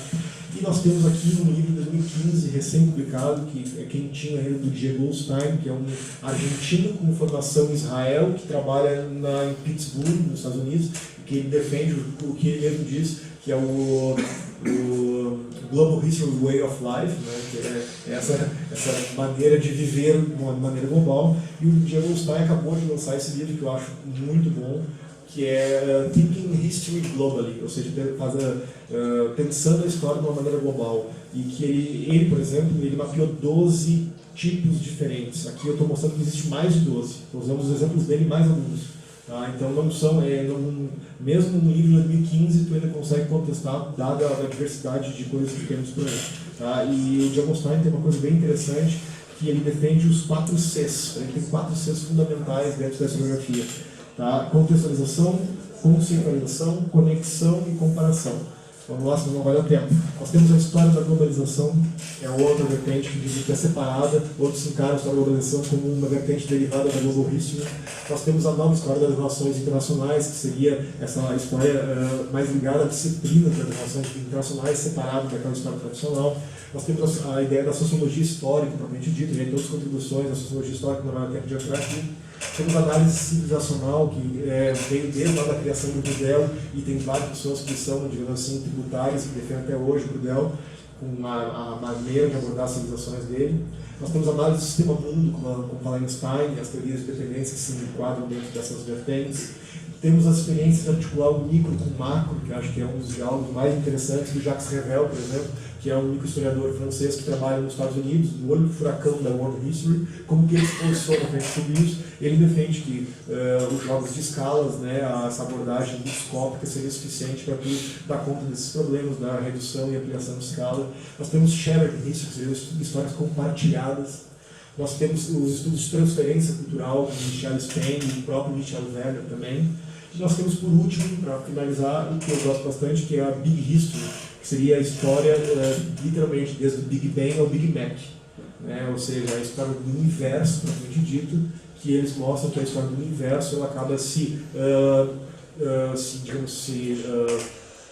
não digo ela se justapõe, digamos assim, com a própria história da criação do homem dentro do planeta Terra. Então eles têm associações internacionais de history, existem congressos internacionais, é uma das temáticas que mais cresce. Para finalizar mesmo, apenas algumas das possibilidades temáticas que surgiram com todas essas vertentes historiográficas que eu venho falando. História ambiental global, tem coisas fenomenais sobre história ambiental, trocas culturais e religiosas, como eu citei do Sérgio Gruzinski, que aqui estão algumas das obras dele, que eu gostaria de falar agora no tempo. História do direito, por exemplo. Tá? História do direito é uma das coisas que tem crescido bastante. Aqui dentro dessa vertente eu ensino o meu próprio trabalho, que eu trabalho com asilos diplomáticos, então eu ensino o meu trabalho dentro dessa própria vertente. Nós temos relações entre espaços, que é como um espaço se imagina sobre o outro. Temos histórias do trabalho, a lei de fronteiras, com o Marcel van der Leyen. Né? Nós temos migrações populacionais, temos industrialização, trocas biológicas e doenças, ou seja, como que as crianças não respeitam as próprias fronteiras nacionais, ou seja, todos esses são elementos, são temáticas que são derivadas dessas problemáticas, de tudo superar o islamismo metodológico e superar o eurocentrismo, tá, pessoal? Nós temos, por exemplo, a história dos gêneros, tem pessoas que fazem a história do gênero global, é muito interessante. Impérios e colônias, a própria noção de impérios com as suas colônias traz uma dimensão absurda, muito interessante. Sobre oceanos, né, como eu vinha falando antes, basta citar também o livro do Peter Lindenbaum, do Marcus Ritker, que eu gosto bastante, que é A Hidra de Muitas Cabeças, que é um fenomenal, fala sobre o proletariado dentro do Atlântico Norte, muito bom. Histórias das guerras, propriamente ditas, tecnologias, engenharias e ciências são uma das grandes temáticas que mais crescem também, como mineiros, por exemplo, né? Comércio internacional, petróleo e outras commodities, como café, açúcar, guano, por exemplo, são commodities que dentro de um país pequeno a gente acha que ele não tem influência nenhuma dentro do cenário internacional. Às vezes um país pequeno como o Peru produz guano, que é um fertilizante muito importante para o século XIX, e acaba alavancando muito do seu processo de industrialização a partir de um produto como esse. Tá? A própria história da globalização, que a gente que remonta a história da globalização arcaica, proto-arcaica, remontando até o século XV, ou muita gente que até coloca a época medieval, com a Rota da Seda, por exemplo, mostrando que a Rota da Seda, ligando digamos, a região da Europa e a região da China, mostraria isso enquanto uma grande conexão já da globalização, tem gente que defende esse tipo de coisa. E também, para finalizar, o ensino de história, né, o ensino de história, sobretudo a produção de livros didáticos, que é uma das coisas que eu mais me impressionei quando eu peguei na mão os livros didáticos produzidos pelas categorias de História Global e História Mundial. A Global History e a World History produzem livros nessas perspectivas, onde eles não levam em conta o Estado-nação e não levam em conta o eurocentrismo. É fenomenal ver os livros didáticos dessas tendências, porque elas problematizam muito esses conteúdos de outras maneiras e que a gente... Sobre as ruínas da Velha Matriz, de 2007, publicados pela editora da UFSM. Tem graduação em História, licenciatura pela UFSM, e mestrado pela PUC, e participa do grupo de investigação sobre o movimento de contestado. Pesquisa temas como profetismo e devoção popular, relações entre religião e política, teorias e narrativas da história. É bolsista FAPEREX CAPES, de pós-doutorado aqui no programa de pós-graduação em História da Universidade Federal de Pelotas. O Alexandre vai nos falar sobre recortes e paradoxos, método de pesquisa e análise.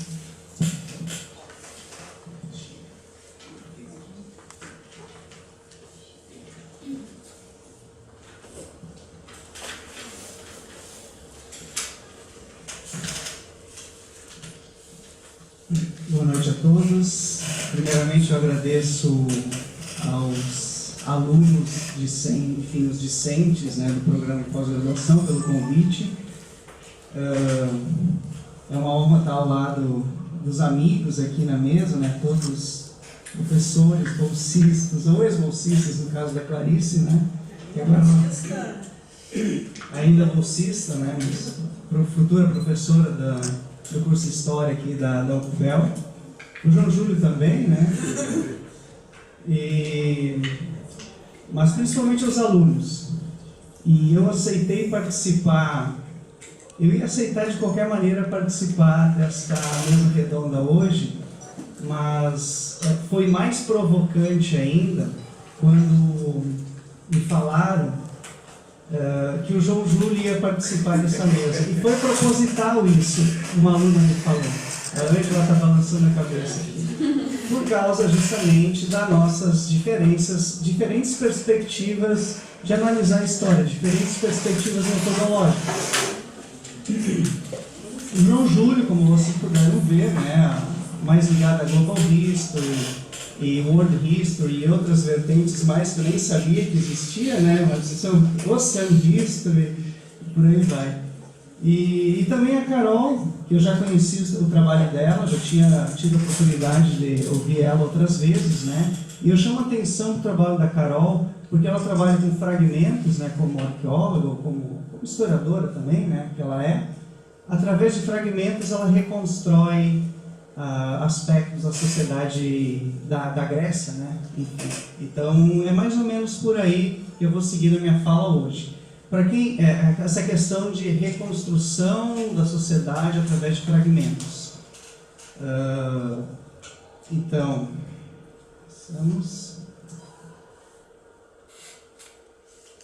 para quem me acompanha desde 2012, 2013, que já foi meu aluno no ano passado, quem é meu aluno esse ano, sabe das minhas preocupações em relação à pesquisa, metodologias, teorias, conceitos, questão de narrativa, né?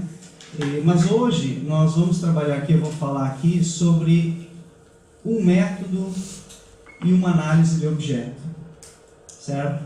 O método seria o recorte horizontal. Eu vou explicar isso para vocês o que foi. E a análise de objeto é o aparente paradoxo do excepcional normal. Vamos começar pela questão do recorte horizontal. O que vem a ser esse tal de recorte horizontal?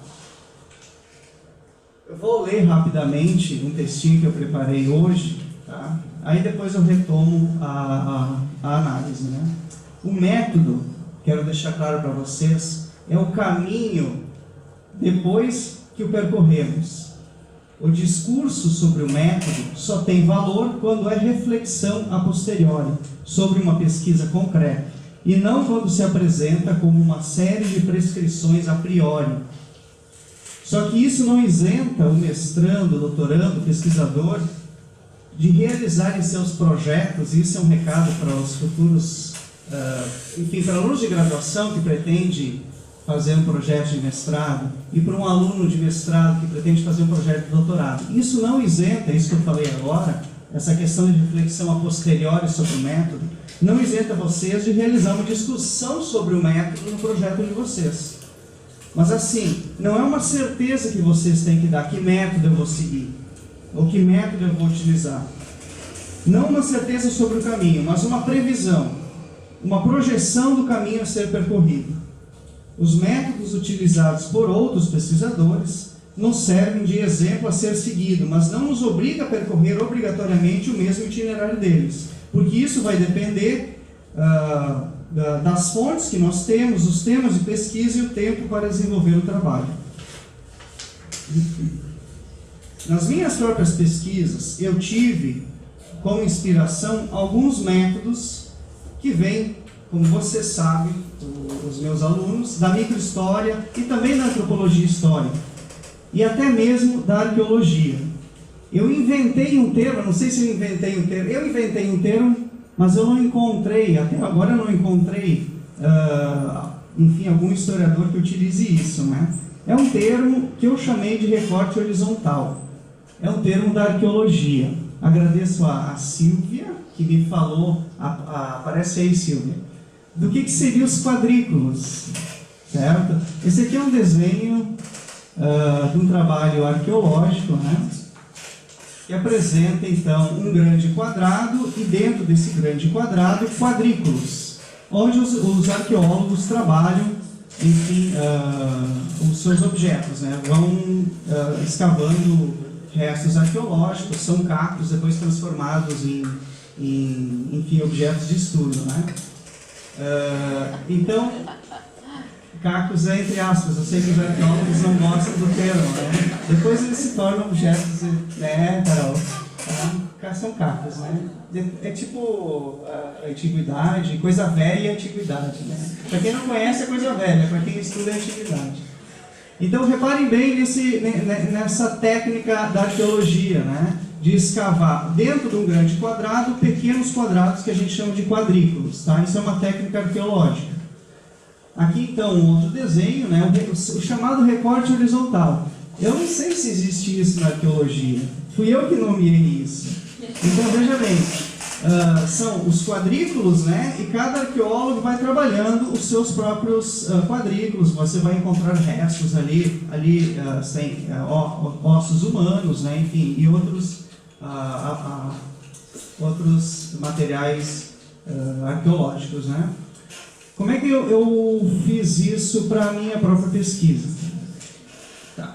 Esse método de recorte horizontal, ele não servia para a interpretação das fontes. Para mim, no caso do meu trabalho histórico, serviu para encontrar as fontes.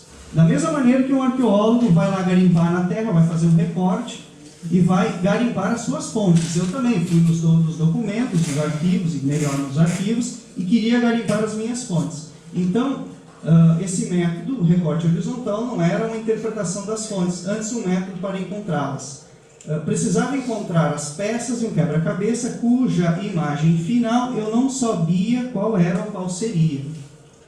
O recorte horizontal era uma maneira de encontrar peças, então fontes históricas, em meio a milhares de fragmentos que poderiam servir para recriar um sem número de outras imagens. As descobertas casuais em arquivos variados, tendo por base o recorte horizontal, o método, no caso uma técnica, não foram descobertas ao acaso. Aqui só é um exemplo, então, do arquivo histórico do Rio Grande do Sul. Para quem chega no arquivo histórico, qualquer arquivo tem que se familiarizar com os instrumentos de pesquisa. Certo? Então, no momento que tu passa dias e dias se familiarizando antes de entrar na pesquisa propriamente dita, é a familiarização com os tipos de documentos que tem lá. Então, a minha ideia inicial era começar ali são os quadrículos, é o grande quadro e os quadrículos construídos por mim. Começa com assuntos religiosos, correspondências de governantes e, por um lado, aqueles que eu considerava menos importantes para a época. São tudo fundos documentais. A Clarice que pesquisou lá deve saber, né? Quem mais pesquisou? O Jonas, o João Júlio e tantos mais, né? O arquivo histórico tem um fundo documental muito grande, então eu tinha que dar conta disso tudo. Eu não tinha um assunto, um tema específico, né, para pesquisar. Eu só vou pesquisar assuntos religiosos ou só documentos de autoridades militares. Não, eu queria vários documentos. Eu vou explicar isso porque é logo em seguida. Aí, tantos documentos, tantos fundos documentais, os meus quadrículos, eu vou ter que aprofundar eles, mas aprofundar quanto? Eu tinha mais ou menos metade do século XIX como tempo de pesquisa, mas eu tenho que regredir quanto? Até 1800? E eu vou até onde? Até 1900? Então, a questão do tempo histórico foi fundamental para mim, né? Eu tive que estabelecer um limite para isso. Então, aqui é a questão do recorte horizontal. Eu estabeleci alguns limites, né, em 1840 e 1860, e fui elegendo alguns fundos documentais importantes, que eles foram se sobressaindo na minha pesquisa, né? O primeiro ali, assuntos religiosos, depois fundos da polícia, códices variados, RPP, relatório de presidente de província, assuntos ligados à saúde pública, né? Índios, correspondência de governantes e justiça, né? Relatórios da justiça, da polícia aqui no Rio Grande do Sul. Então, aquele é o tempo histórico. Vocês percebam que esse recorte horizontal, como eu estabeleci um recorte, eu tive que estabelecer esse limite, enfim, a gente tem que fazer um recorte disso, escolher, eleger, enfim. Então, alguns eu começava a pesquisar em 45 e até 55, outros 48 até 55, códices, por exemplo, é um tempo maior e por aí vai. É esse recorte horizontal. Por que me importava isso? Porque eu estava perseguindo um indivíduo, certo? Um indivíduo histórico que se sabia muito pouco sobre ele. mas ele teve uma importância fundamental para a história do sul do Brasil, principalmente. Tá? Para quem conhece a minha pesquisa de doutorado, sabe do que eu estou falando. É um santo popular, depois eu mostro, é um santo popular não reconhecido pela Igreja Católica, que deixou marcas em todo o sul do Brasil, São Paulo, no Rio Grande do Sul, inclusive na Argentina, enfim. Depois ele continuou a peregrinação dele, né, por outros países da América Católica. E então se sabia muito pouco dele, mas eu acabei comprando essa provocação da minha professora orientadora lá no doutorado no Rio, que dizia assim: vai estudar o primeiro dos monges históricos, né, os monges ligados à Guerra do Contestado, vai estudar o primeiro. Enfim, então eu sabia de algumas informações, mas eu precisava ir em busca de outras. Então realmente era buscar a agulha no palheiro. E o que eu mostro aqui para vocês são a pesquisa em um só arquivo, né, o arquivo histórico. Aí depois tem outros tantos, né? Enfim, então essas descobertas que eu fui fazendo ao acaso, realmente com um pouco de... que alguns chamam de sorte, outros dizem intuição, falam em dedução, falam detetivesco, enfim, e paciência, perspicácia, por aí vai. Mas existe uma técnica nisso que se chama indícios, sinais, buscar documentos, indícios nas margens, né? Às vezes literalmente nas margens dos documentos, né? Às vezes uma frase num documento te indica para outro, ou até mesmo para um outro arquivo, e assim tu vai montando esse teu vai encontrando as peças do quebra-cabeça, né? Só que o que me trouxe esse recorte horizontal? Não é só o indivíduo, mas o indivíduo e seus contextos. Veja só quantos microcontextos ou contextos locais a busca por esse indivíduo me permitiu chegar. Assuntos religiosos, as paróquias, cada item desses que vocês estão vendo embaixo, desde assuntos religiosos até a justiça, era uma série de outra documentação, uma série de outros documentos. Então me permitiu ver a situação das paróquias no interior do Rio Grande do Sul durante a Revolução Farroupilha e pós-Revolução Farroupilha e Guerra contra Oliva e Rosa até mais ou menos a Guerra do Paraguai. A situação das paróquias de fronteira, a atuação da polícia contra a fuga de escravos do Rio Grande do Sul para o Uruguai, códices variados de correspondência de governantes, que se correspondiam com a Câmara de Vereadores, se correspondiam com o Ministro da Justiça, se correspondiam com a Corte Imperial, enfim. Relatórios de presidente de província, saúde. Então, vários temas se cruzaram ao meu indivíduo. Alguns temas são de importância secundária, outros adquiriram uma importância primária, de primeiro nível, né? Que é a questão dos índios, né? A questão da justiça, mas principalmente esses personagens em contexto. Então, personagem que eu sabia muito pouco, mas é questão de contexto, né? Aqui a documentação que mais se sobressaiu, né? Documentos do presidente de província, dos médicos, delegado de polícia. Está muito lento, né? Secretários de polícia, enfim, proprietários de terras e escravos. E aos poucos, então, foi surgindo um indivíduo histórico, que se sabia muito pouco, que não tinha imagens, só tinha informações de tradição oral, era um santo, era um milagreiro, caminhava por cima das águas, ele tinha o fenômeno da bilocação, ou até da trilocação, enfim, era um sujeito histórico que podia estar em 3 ou 4 lugares ao mesmo tempo. Ele sumia, desaparecia, vivia em grutas, em cavernas, enfim, mas não era isso que eu queria achar. Eu queria um indivíduo histórico, certo? Então, com essa relação de cruzamento de contextos, mas que emergem a partir do estudo da atuação do personagem, eu fui aos poucos chegando, delineando esse personagem histórico. Esse personagem histórico tido como santo, mas que, visto de carne e osso, visto como indivíduo histórico, um indivíduo que se relacionava.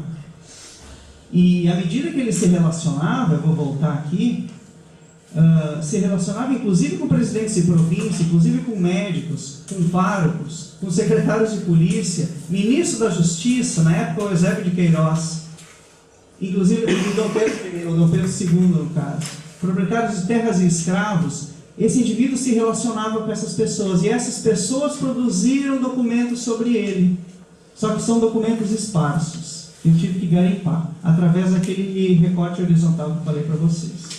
Vários fundos documentais me permitiam ver esse entrecruzamento de contexto, que foi me dando a questão do personagem, né?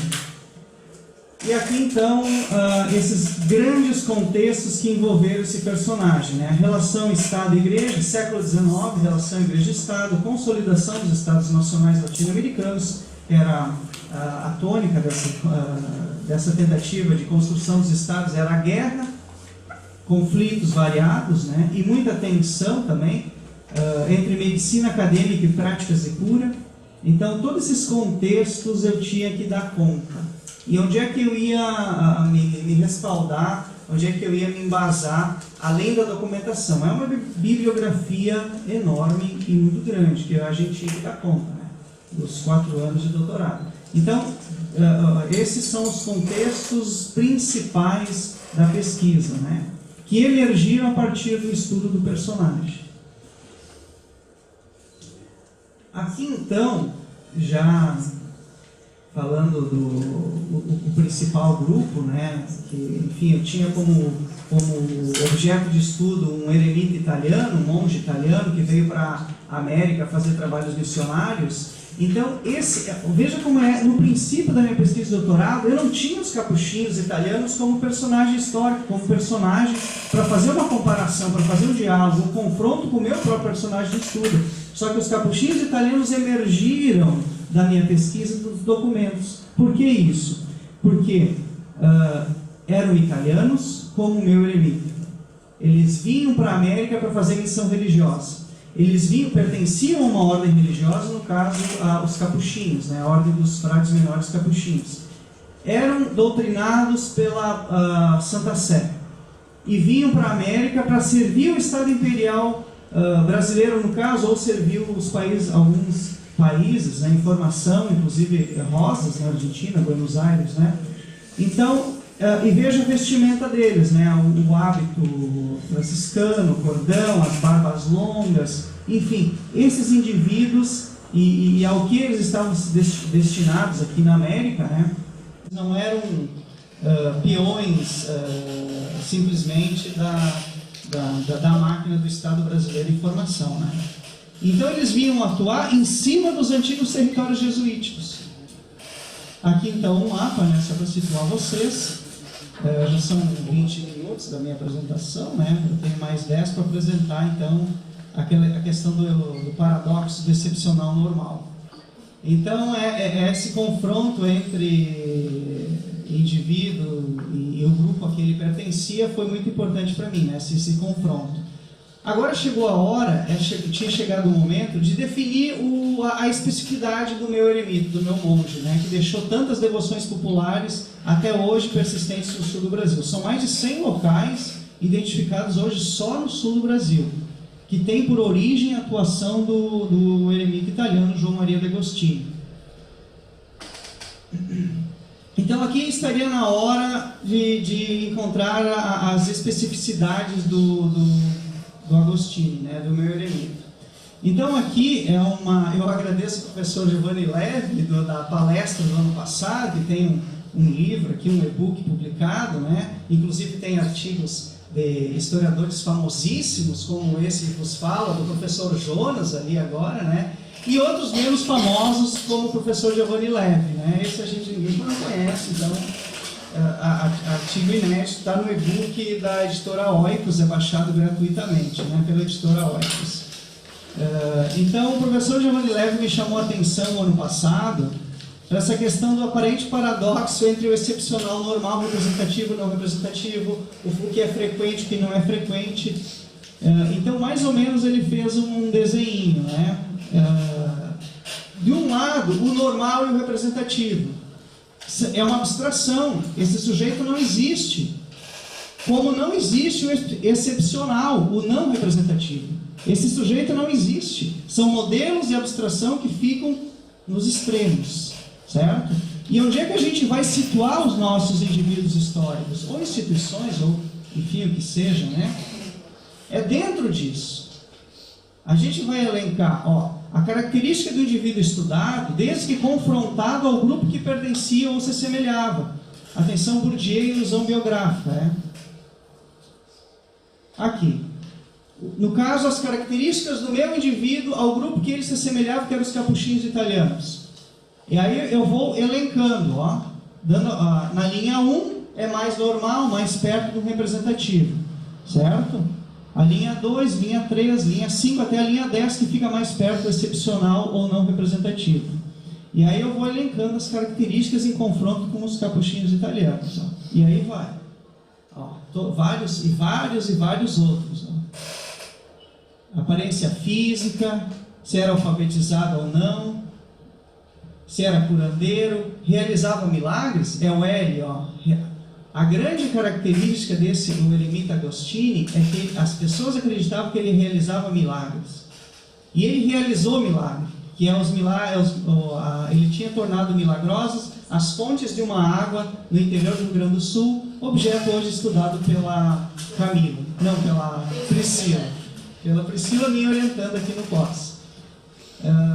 De todos os capuchinhos italianos, as pessoas acreditavam, principalmente do interior brasileiro, acreditavam que eles realizavam um milagre. Mas as pessoas não presenciavam, não testemunhavam a realização desses milagres. Ao contrário do que aconteceu com o meu indivíduo, que as pessoas testemunharam a realização de milagres. Então, era um santo que confirmava a sua santidade, enfim, tinha realizado o milagre. Então, o total de pontos desse meu indivíduo, só por essas características, era 50. Quanto mais pontos, mais ele se aproxima de uma excepcionalidade. Mas se vocês perceberem, ele está muito próximo do sujeito normal e representativo. O A, o C, o B, o D, o G, o K, o I e o H. Ele está muito próximo dos capuchinhos italianos, que era o grupo ao qual ele se assemelhava, né? E alguns pontos ele estava mais afastado dos capuchinhos italianos, né? E outros tantos. Aí no final da pesquisa, já que eu tinha o grupo dele, tinha o indivíduo mais ou menos delineado na minha mente, aí então foi possível chegar ao indivíduo histórico, né? A sua fotografia, 2 fotografias, né? E traçar algumas características específicas dele, né? Eremita solitário, monge milagroso, são características que ele se atribuía ou os outros atribuíam a ele. Principalmente espião político, inclusive, né? Embusteiro religioso, dito pelos párocos, né? Charlatão, que era dito pelos médicos, profeta, falso profeta. Aí o artesão, curandeiro, ele realmente era peregrino. E aí por vai, leigo, frade, ele era leigo, ele não era nem monge, nem não era ordenado, né? Excêntrico, chamaram ele, pregador do evangelho, era uma característica dele, santo popular, segundo os seus devotos, né? E ele próprio, Agostini, era devoto de Santo Antão e da Virgem Maria e Nosso Senhor dos Desertos. São devoções do século XIX, comuns ao século XIX. Tinha espiritualidade franciscana, o que comprova a primeira foto de cima, né? Aqui, pela tal franciscana no manto do lado esquerdo dele, né? E defeito físico na mão esquerda, que foi fundamental para identificar esse indivíduo. Essas fotografias são lá dos Estados Unidos, onde ele morreu em 69. Foi fundamental para identificar a mão esquerda, né? Com uma descrição física desse indivíduo quando ele passou aqui pelo Brasil em 44, onde ficou registrado as suas características físicas, né? O defeito na mão esquerda, nos dedos da mão esquerda.